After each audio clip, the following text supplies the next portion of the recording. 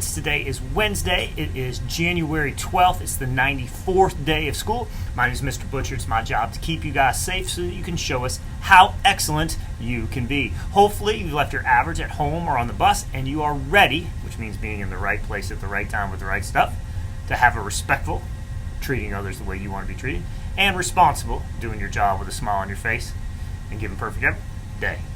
Speaking of responsibility, our first responsibility is to be ready to show respect for the rights that we have in this country and at this school.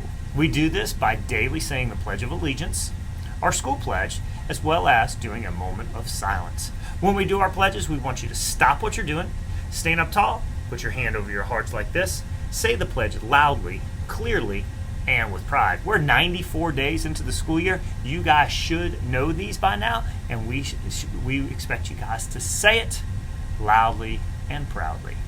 Please stand for the pledge. Remain standing for the Kennedy School Pledge. I pledge allegiance to the flag of the United States of America and to the republic for which it stands, one nation, under God, indivisible, with liberty and justice for all. Please remain standing for the Kennedy School Pledge. I pledge myself as a Kennedy Dragon to be ready for the day ahead of me. I'll be respectful of myself, my teachers, and all others I meet throughout the day.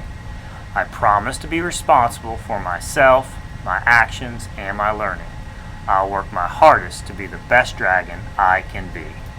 Our second responsibility each day, responsible is doing your job with a smile on your face and giving perfect effort, is to try to slow down the spread of germs and keep each other safe. We do this by frequently, which means lots of times, washing our hands. When we wash our hands, we want to get all parts of our hands, the palms of your hands, the backs of your hands, your fingertips, in between your fingers, your wrists, and your thumbs.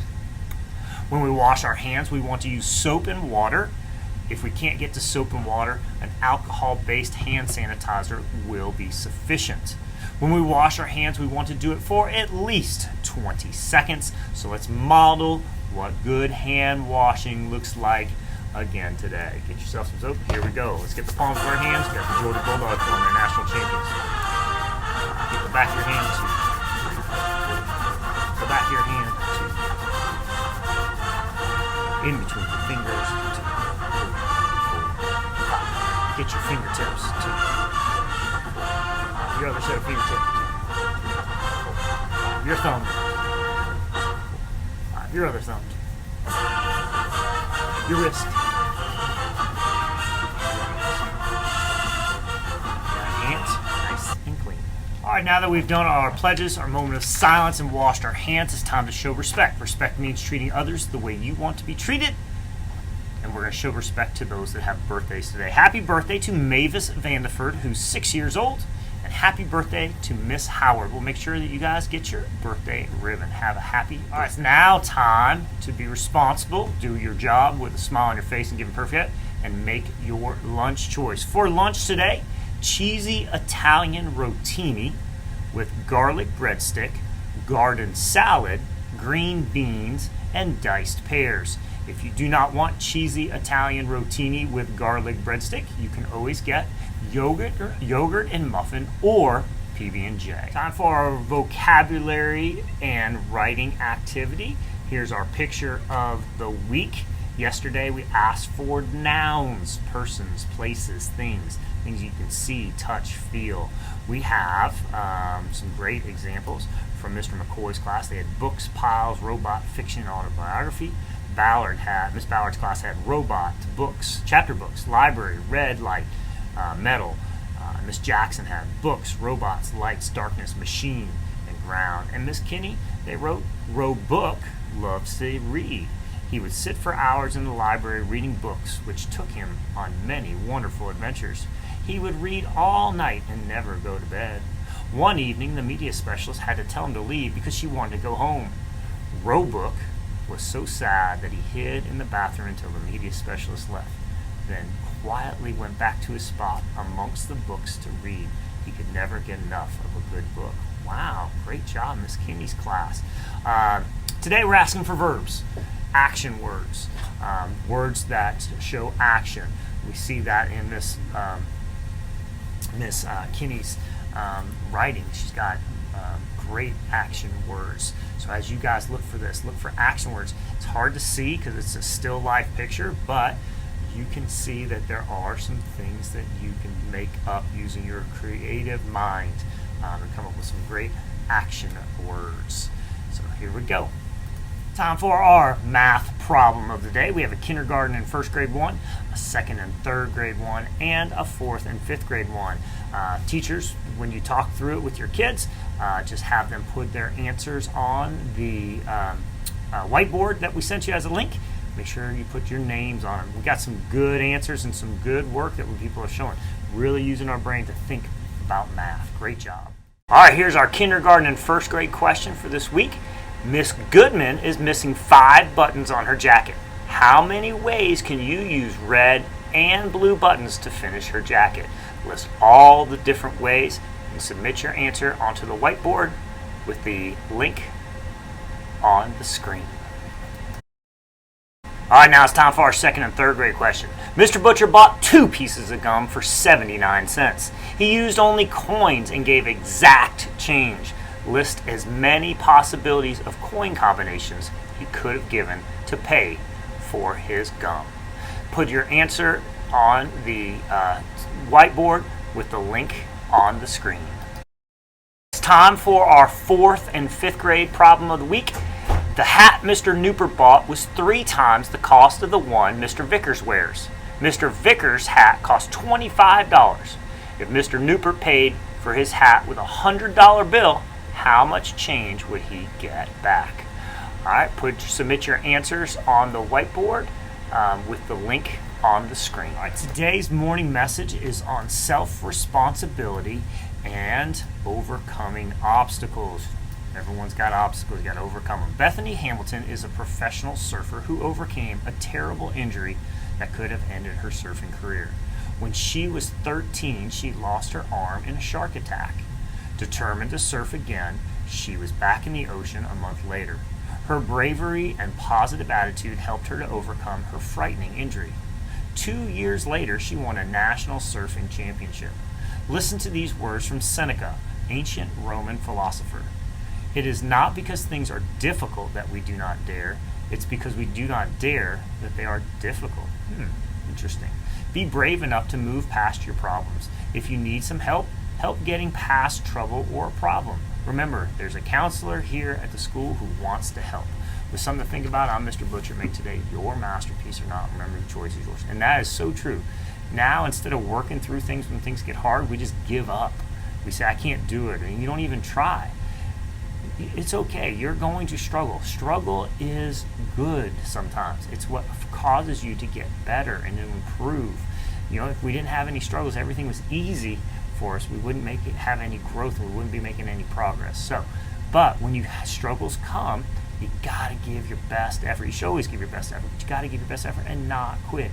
Try your best, and if you still can't get it, ask someone for help. Don't just say I can't do it and quit. Don't just do that. Keep at it. Work at it. You can do it. There are some times where we must wear our mask at school, whether you're riding the bus or if there's been COVID exposure and you're quarantined at school in a mask. And this is how we want to make sure we're wearing our mask. Over our nose, over our mouth, over our chin. Make sure it's tight around the ear so it doesn't hang down. You guys have a great day. That is all we have for announcements. So please help me. Me and your teachers keep you safe. That is our job. And your job is to help us keep you safe. And you can help us by being a ready, respectful, and responsible student who is focused on graduating in the year. Because when you are a ready, respectful, and responsible student focused on graduation, you are fully committed to student success. I love you very much. Have a great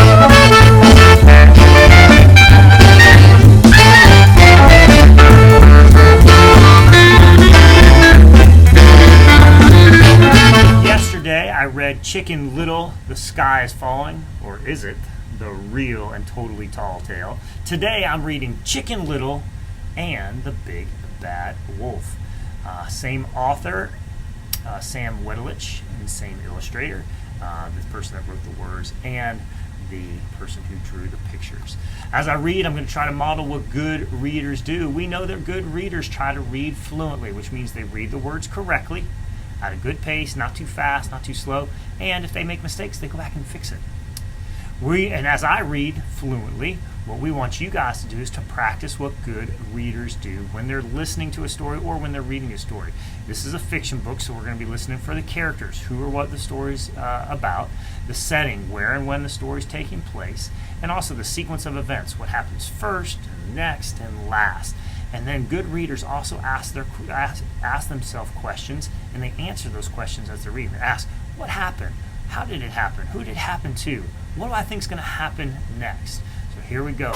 Chicken Little and the Big Bad Wolf. I don't care how big or bad he is. Besides, I've never even seen a wolf. It's just us chickens for miles and miles. What do you think's going to happen next? He's not scared of a chicken, he says. Wham! What was that? Wearing purple shoes. Oh no, are you okay? Chicken Little doesn't look okay.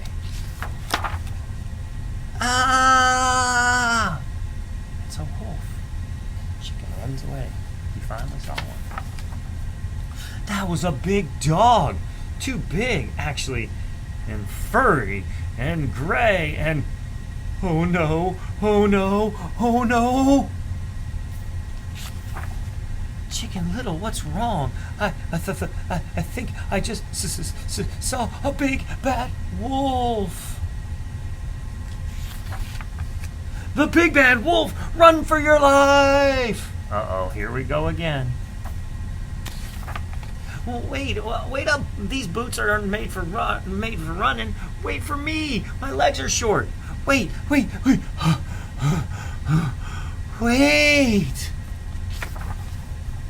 Back in the barnyard, news traveled fast. We gotta capture the big bad wolf. Ridiculous, no one can beat the big bad wolf. We need to escape. The chickens are discussing what they should do. They didn't agree on how much, except that hatching a plan was much harder than hatching eggs. My head hurts. It's so hard, I can't choose. Ultimately, they decided their best option was to fly the coop.